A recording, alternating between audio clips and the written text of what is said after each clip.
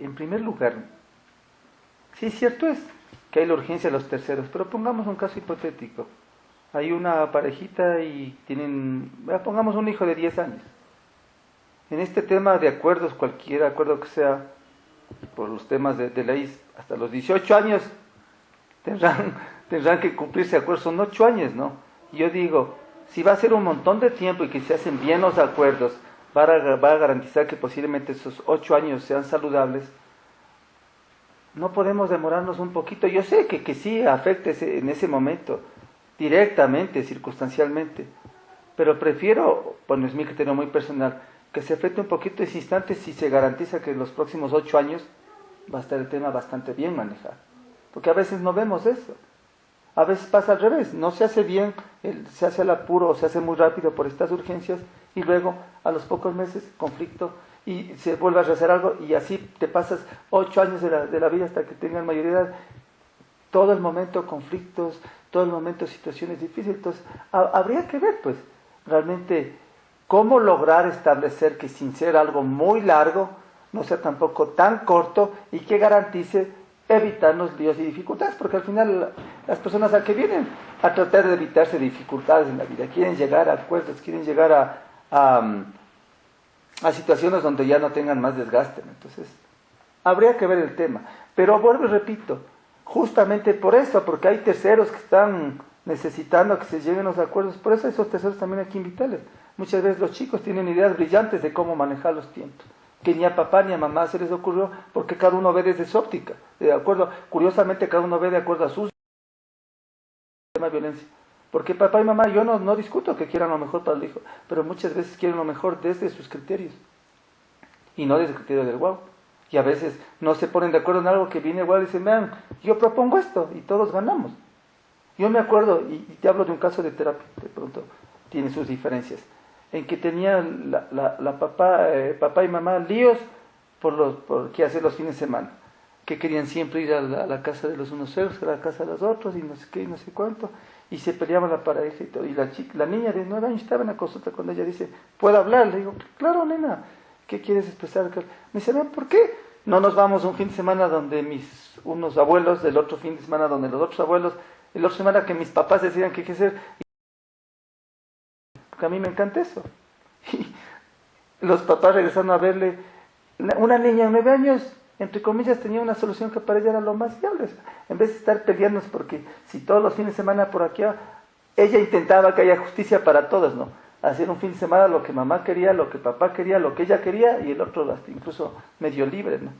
Curioso, interesante, pero eso pasa cuando creemos que también en este caso los niños sobre todo tienen la posibilidad de dar aportes. Muchas veces se discute que el niño no está en la edad o no tiene criterio para dar. No, habría que ver. Yo te digo, he visto casos donde los chicos han dado ideas brillantes, interesantes, para avanzar en los procesos, siempre y cuando los tomes en cuenta. Porque esos terceros que están como a la cola esperando los acuerdos, muchas veces están esperando sin saber qué está pasando, y para ellos también es importante saber qué está pasando. Porque muchas veces ni papá ni mamá ni los espacios les indican, y ellos tienen muchas fantasías, muchas ideas, a veces incluso extrañas de qué puede estar pasando en los espacios, ¿no? Cuando a veces están ahí, están afuera de la sala esperando y no salen de la mediación y pasa una hora, y los niños están pensando, ¿y ahora qué será, qué no será, qué dirían, qué no dirían, en qué estamos, ¿no? ¿Sí? Como otro elemento a considerar. Pero, y otra cosa en estos temas de las urgencias, yo parto, por eso decía que hay que hacer un buen análisis al principio, normalmente de la buena fe de las personas, que ese es otro tema importantísimo. O sea, tú estás yendo al espacio de mediación porque realmente quieres sanar el tema, llegar a acuerdos, como dirían, tener la fiesta en paz, o has ido a ese espacio por otros motivos, únicamente por cumplir, y no crees, únicamente por sacar información que luego puede ser manejada en otro contexto de otra manera, no se sabe. Entonces, ese partir de la buena fe, uno puede decir, bueno, ¿y cómo sabemos que hay buena fe? Obviamente, viendo cómo se va desarrollando los espacios, viendo si las partes se comprometen o se comprometen, cumplen las citas, cumplen todo lo que se haga, hasta que haya un acuerdo ya real y formal. Hay acuerdos previos que hay parejas que hasta que se llega a ese acta, ellos casa adentro hacen sus propios arreglos hasta que ya logren llegar a ese acuerdo definitivo. Y a veces no hay problemas o sí los hay, ¿no? Entonces hay que evaluar varias cosas en este tema. No es únicamente si hicimos o no hicimos o cuánto tiempo nos demoramos, sino también estos otros factores que yo te decía, ¿no? Y finalmente frente a eso también algo que a mí me parece súper importante, ya frente al tema de las actas y todo, y que yo creo que tiene que ver, cuando yo era exclusivamente psicólogo y trabajaba con las familias, muchas veces las familias te hacían preguntas de lo legal. Obviamente yo no tenía idea, y es más, hasta ahora no tengo idea de muchas cosas que no las podía contestar. Entonces algo que también a mí me parece súper importante es el trabajo en equipo, el trabajo en red, y si es posible, para quienes están formándose, yo creo que sería súper importante que en todos los espacios de mediación se disponga de una cámara de Gesell, donde pueda haber ese equipo de apoyo. Es decir, yo mediador estoy trabajando con la parejita y sé que atrás, en la cámara de Gesell, está un compañero psicólogo terapeuta, que de pronto puede ver cosas que yo no voy a ver, por varios motivos. Uno, porque el que está dentro se pierde un montón de elementos, que los que están desde afuera los pueden ver, y eso ayuda mucho. Porque si yo desde afuera, si yo psicólogo, terapeuta familiar, veo desde afuera en una mediación ciertos factores de riesgo, nudos críticos, antes de llegar al acuerdo tenemos que hacer algo emergente, porque si no posiblemente ese nudo crítico desbarate todo el proceso. Y eso sí es una respuesta a los terceros que están esperando algo ya, en este caso los niños que están necesitando que se solucione el tema de visita, lo que sé yo. Porque si yo desde afuera logré ver eso, no necesariamente 100%, pero puede agilitar el proceso. Si no se hace nada, o si no el de adentro no vio, posiblemente se llega al acuerdo y luego se desbarata. Y curiosamente, se intentaba que los terceros rápidamente tengan la solución. Y resulta que al final los terceros son los más afectados. Entonces, otra cosa que es importante es disponer de equipos, porque el equipo te puede dar una lectura mucho más amplia de lo que puede estar pasando. Ahora el tema de que si el acta de mediación es un cuerpo legal y es muy formal o no, o sea, claro que es así. Sin embargo, si dentro del proceso se analiza incluso los riesgos o las dudas que se tienen, es también importante, porque el acuerdo establece nomás, pero se podría también trabajar qué dudas tenemos frente al acuerdo, o qué inquietudes tenemos. Entonces ahí también se puede visualizar o evaluar ciertos factores que de pronto en la sesión no salieron, pero ese rato, cuando la persona diga, a ver, ¿sabe qué? Lo que a mí no me queda claro, o yo tengo este temor, esta duda, también se puede ya ventilar un poco y ver qué alternativas se podría. Porque no creo que para mí no todo el tema es que tengan que siempre estar acudiendo donde los profesionales. Yo como visualizo la mediación, por cierto, Rocío, y la terapia familiar con un componente altamente educativo. Ese es uno de los fines, no es llegar al acuerdo, no es llegar a la mediación, sino que las personas se autoeduquen en estos temas. Es decir, yo tengo un conflicto contigo, pero si me quedó claro que parte de solucionar el conflicto es conversar, es comunicarnos, posiblemente ya no necesite el espacio, sino, sabes que este acuerdo no está funcionando, oye, podemos hablar, tenemos la capacidad, nos quedó claro que a eso nos invita la mediación, la terapia, a poder comunicarnos, a dialogar. Creer en eso es importante, muchas veces no se lo cree, pero para mí es un logro. Cuando hay un lío, en vez de volver donde los profesionales, que te pasa, nos hemos convertido en súper importantes, yo también creo que hay que tener humildad y ver que no necesariamente somos indispensables. Si una pareja logra saltarse todo eso y volver ellos a hablar, para mí ha sido un lograzo, superlativo. Porque ahí quiere decir que sí calzó esa idea de que el tema es conversar, dialogar, no reaccionar violentamente, no reaccionar a la brava, a la mala. Claro que muchos dirán que yo vivo en un mundo de ilusiones y fantasías. Yo he visto casos en que las personas lograron coger esas ideas centrales, que cuando hay problemas lo que hay que hacer es conversar, antes de matarse, por decirlo así.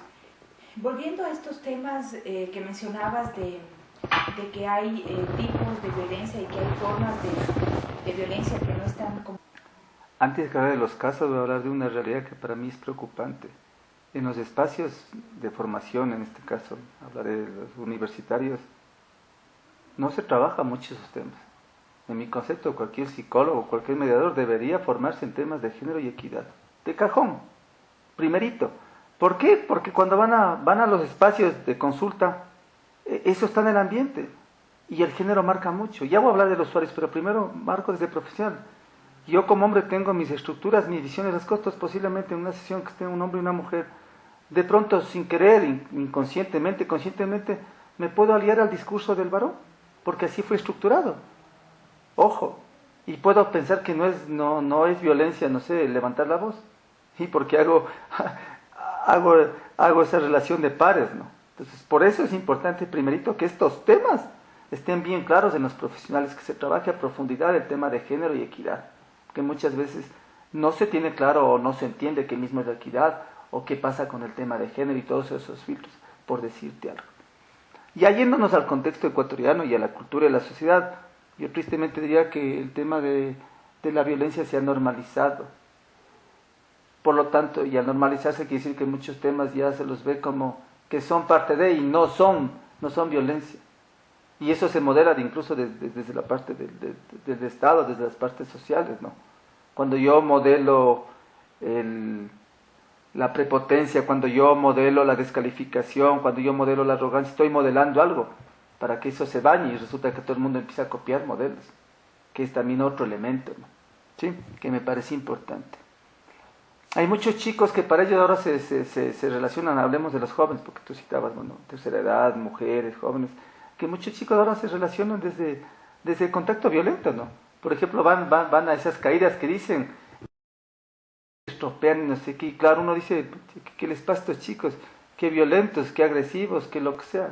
Nosotros desde una lectura de afuera podemos decir, para ellos es su forma de relacionarse, ¿no? Y no, yo no estoy diciendo que esté bien o mal, pero ya son formas que ellos han adquirido y que ellos están normalizadas, ¿no? O en nuestra época, yo tengo como 50 años, había claridad de lo que entre comillas eran las malas palabras, por decirlo. Ahora el lenguaje común es hablar muchos términos. Y para un chico te va a decir que esto no está en onda, o sea, esto no es una mala palabra o no tiene un sentido peyorativo o violento, sino que ya hemos vulgarizado un montón de palabras, por decirte. Entonces hay que tener mucho cuidado en esos temas. Una cosa es el asunto o la visión y la cultura del joven, otra cosa es el adulto y otra cosa es mujeres, hombres o adultos mayores. Pero ya si nos vamos a un contexto, claro que hay particularidades.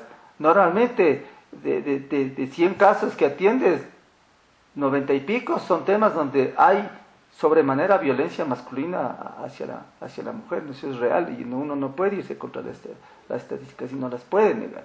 Entonces normalmente la violencia de género sí ha sido direccionada particularmente hacia la mujer y con las secuelas, porque perdón, en un tema de mediación, si una mujer ha sido durante años violentada, abusada, tiene una autoestima limitada, desmejorada, por decirlo, tiene que hacer todo un trabajo de empoderamiento, un trabajo si quieres, de elevarle, de anclarle, para que pueda incluso poder enfrentar una sesión, porque no es así nomás.